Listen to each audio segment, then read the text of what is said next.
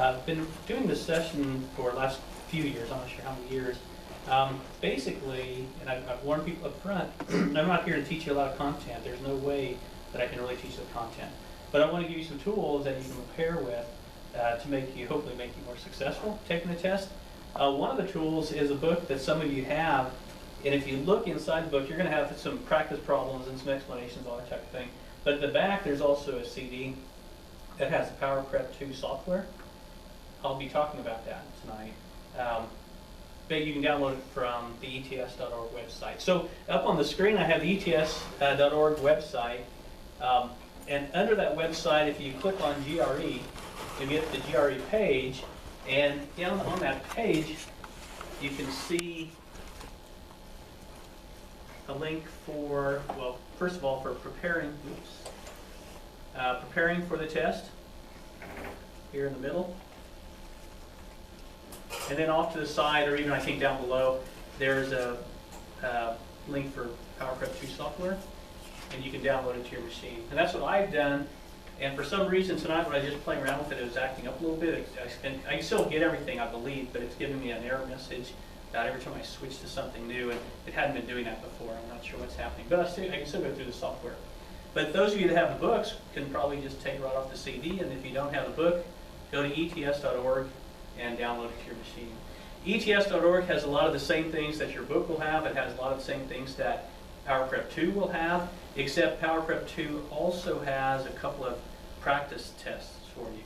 And I believe you can take one of them, at least one of them, untimed, just as you want to take it, see how you do, and then I think you can put yourself in a timed situation. And the Power Prep 2 is not just for the mathematics part, for the qualitative reasoning, or quantitative reasoning, it's also for the other parts too.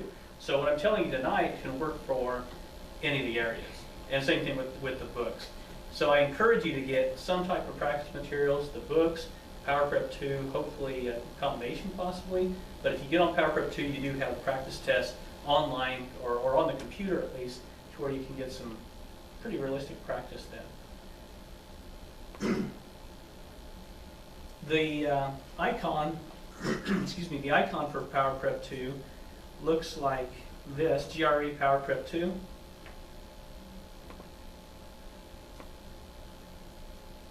And when you open it up, it looks a lot like the screen, like the ETS screen. It has a lot of same information and so on.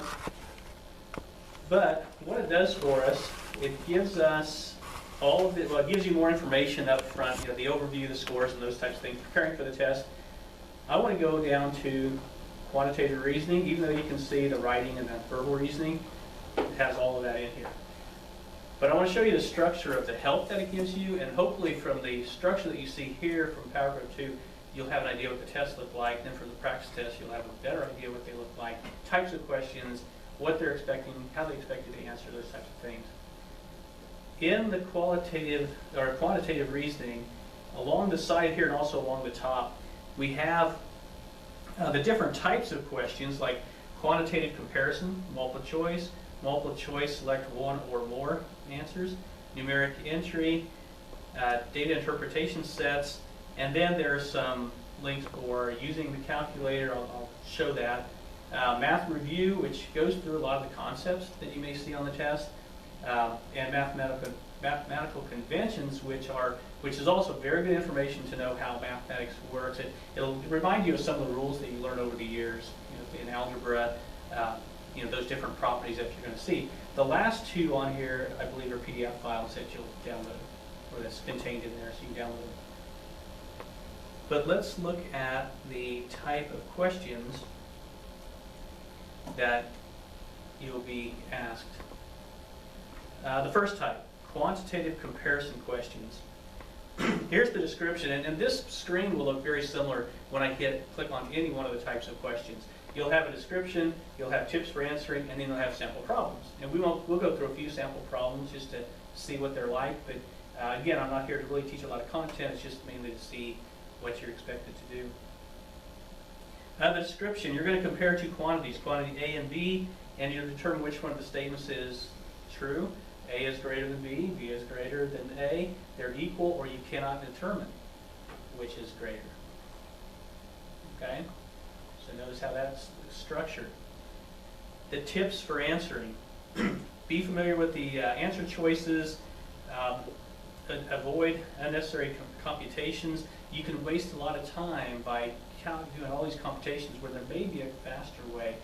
The more that you know about properties in mathematics, the more number sense that you can apply, the better you may be. You'll see that on some of the problems. Instead of working everything out or trial and error, something else that could take a lot of time, we might be able to do things more quickly. Remember that geometric figures are not necessarily drawn to scale. They'll have them drawn and have some numbers in there, but they didn't measure them exactly. They're just there for a visual for you, similar to what you might have done in geometry in high school, where the picture's more general. Plug in numbers. Excuse me. Sometimes the fastest way is just plug some numbers in and see what's going on with the problem, instead of trying to simplify everything. And then simplify the comparison. If they both are arithmetic and you can't see the relationship, you might want to try simplifying them. Make them in a simpler form that can be compared. So I won't read through all the descriptions of those, but those are the tips that they give for this part of the test. At the bottom, or also on the side, there was a link for sample questions. So here's what we see for some sample questions. Can you see it well enough from the back? Is it okay? The first one. Compare quantity A and quantity B using additional information centered above the two quantities if such information is given, then select one of the four answers. So down to problem number 1. Quantity A is the least prime number greater than 24. Quantity B is the greatest prime number less than 28. So we have to know what prime numbers are. Have to know, be careful of the greater than less than type thing. They will give you an explanation, and so you can work the problem if you want, but they give an explanation for each one of these problems also, in one way of solving the problem. So you may have a better way or another way. For the integers greater than 24, note that 25, 6, 7, and 8 are not prime numbers, but 29 is a prime number, as are 31 and many others. Thus 29 is the greatest prime number greater than 24. And quantity A, quantity A is 29. For the integers less than 28, notice that 27, 26, 25, and 4 are not prime numbers, but 23 is. So 23 is the greatest prime number less than 28, so quantity B is 23. That's the correct answer when you're comparing which one's greater, 29, or quantity A is greater than quantity B. So we really didn't do much mathematics except for knowing what prime and doing the comparison. Looking at the second one. Lionel is younger than Maria. Quantity A is twice Lionel's age. Quantity B is Maria's age. We're trying to decide which one's greater between A and B. Here's their explanation. If Lionel's age is 6 years and Maria's is 10 years, then quantity A is greater. But if Lionel's age is 4 years and Maria's is 10 years, then quantity B is greater. Thus, we can't determine the answer to this one.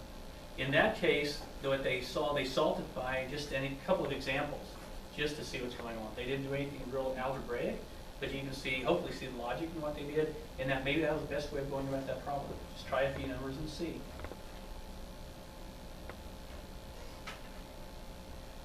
And let's see. Number 3, 54% of 360 compared to 150. And in their explanation, they say instead of calculating this and actually maybe punching it out or writing it down or whatever, they said just looking at the numbers, 54% is more than half of 360. Half of 360 would be 180. So 54% of 360 would be more than 180, even though we might not know what it is. We at least know it's more than 180 compared to 150, it's greater than. So again, we can use some logic and maybe do something very quickly instead of actually punching that problem out. And on this one, basically for this one, I just want to point out with a figure that you're given, we don't know side lengths, we don't know the measure of those side lengths. Remember that it's not necessarily drawn to scale. We're trying to decide if PS is greater than, less than, or equal to SR. So on the bottom, which one of those segments is longer?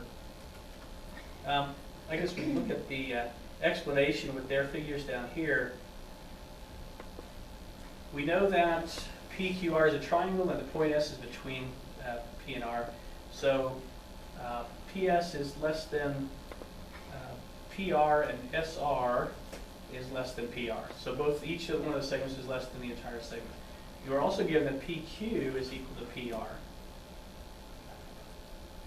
However, this information is not sufficient to compare PS and SR.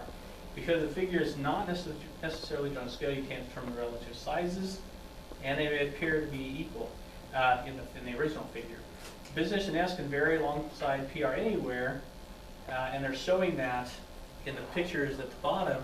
They're showing that we don't really know where S is, and depending on where it is, it's going to depend on, it'll determine which one is larger, PQ and PR.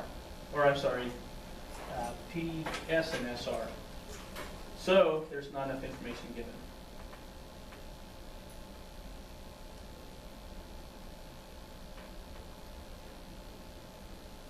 In the next one, we have determining quantity X and Y, which one's bigger. They plug in a few numbers to test this. But a few numbers may not help us. One of the dangers in plugging in numbers is that we might not try enough numbers in a problem. So it could be risky if you try that. However, that is one of the methods, one of the strategies. I'm going to skip down to show you that there are several questions here. 10 questions on this or 9 questions on this type of problem. So that was comparative quantity one.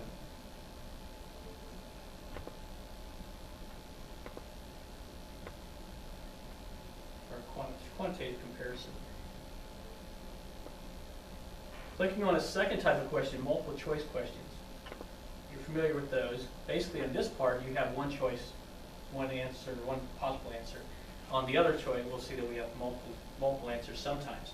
Again, the type or the screen that you see is set up the same as the other one. The description, these questions are multiple choice questions that seek only one answer. The tips, use the fact that the answer is there. The answer is there, so you should be able to find it, or hopefully be able to find it. However, many times on tests like this, the other answers, the detractor answers, are answers you get for making mistakes. So just because you get one answer doesn't mean you're really right, and you probably don't know that. Examine the answer choices. Again, look them over, make sure that maybe you can reason some out just because of the size of them and not have to do all of them. For questions that require approximation, scan the answer choice, see how close an approximation is needed.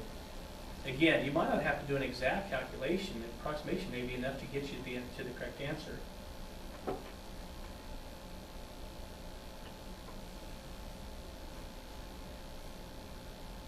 These questions will probably look more similar to questions that you've answered before or taken on other tests. And this is probably the most similar to what you've seen before in many tests. In the first one, what is the value of X? Well, we can solve this algebraically to get the answer. You could take the answers one at a time and plug them in. Probably more time consuming. Probably on this one, not able to really, unless you really see something, or maybe not really able to see the answers very quickly on which one would be right. Sometimes you may be able to do that by scanning through the answers. The second one, which of the following numbers is farthest from the number 1 on the number line? Again, if you look over the answers, some of them are very close. The 10 and the negative 10 are the ones farthest away. But looking quickly at how 1 is on the right side of 0, which is closer to 10, negative 10 must be the correct answer.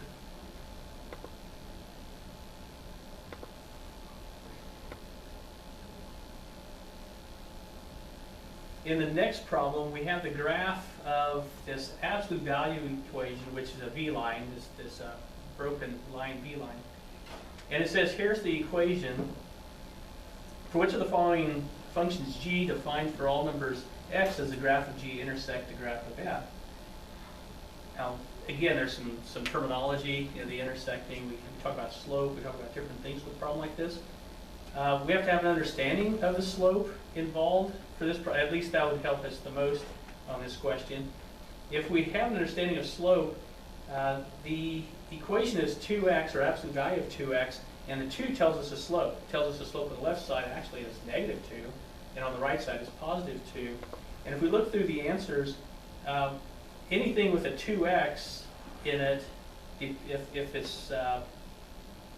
the line intersects below that corner of that V line, then it's not going to intersect. So looking down at what they show here, you kind of show this here with the equation of 2x minus, or x minus 2 is shown in this graph. Well, the y-intercept, where it intersects the y-axis, is way down below, and the slope isn't steep enough to ever intersect the V line. So we can rule that one out.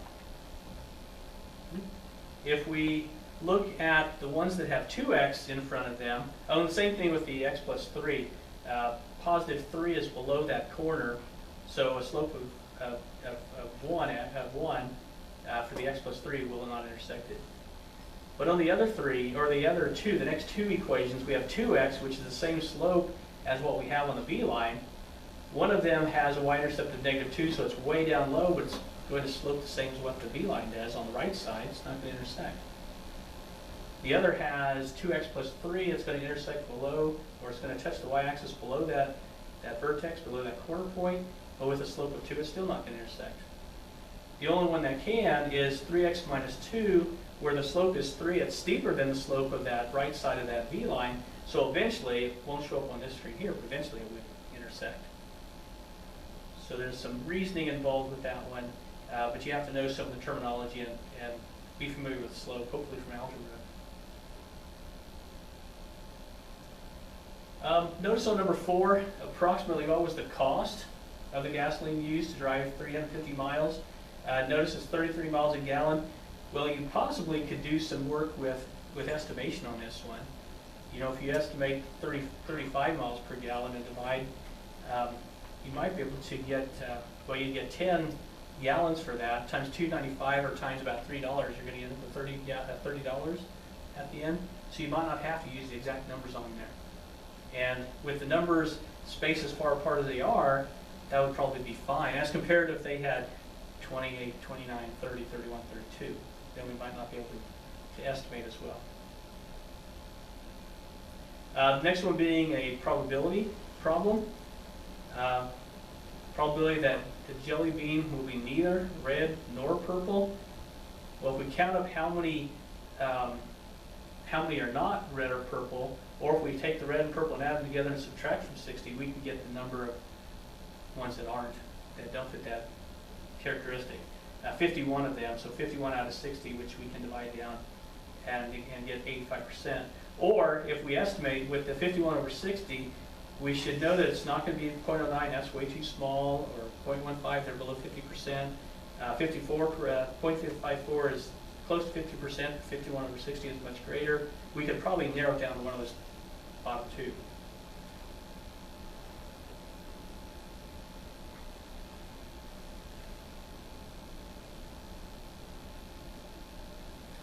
The third type of question, multiple choice, select one or more answers. The description, you're going to be selecting one or more answer choices from a list of choices. The question may or may not specify the number of choices to select. That can make it harder. So be very careful with choices that you're deciding on. The tips, know whether you're asked to indicate a specific number of answer choices or all choices that apply. If you know that you have 2 or 3 answers, exactly 2 answers, that can help you quite a bit. In some questions that involve conditions that limit the possible values of numerical answer choices, it may be effective to determine the least and or greatest possible value. Knowing the least and or greatest possible value may enable you to quickly determine all the choices that are correct. And the last one, avoid lengthy calculations by recognizing continuing numerical patterns. Again, calculations can be fine, but sometimes it takes too long to actually do them compared to a quicker way. However, if you don't know a quicker way, then calculating is probably what you need to do, and it'll be fine.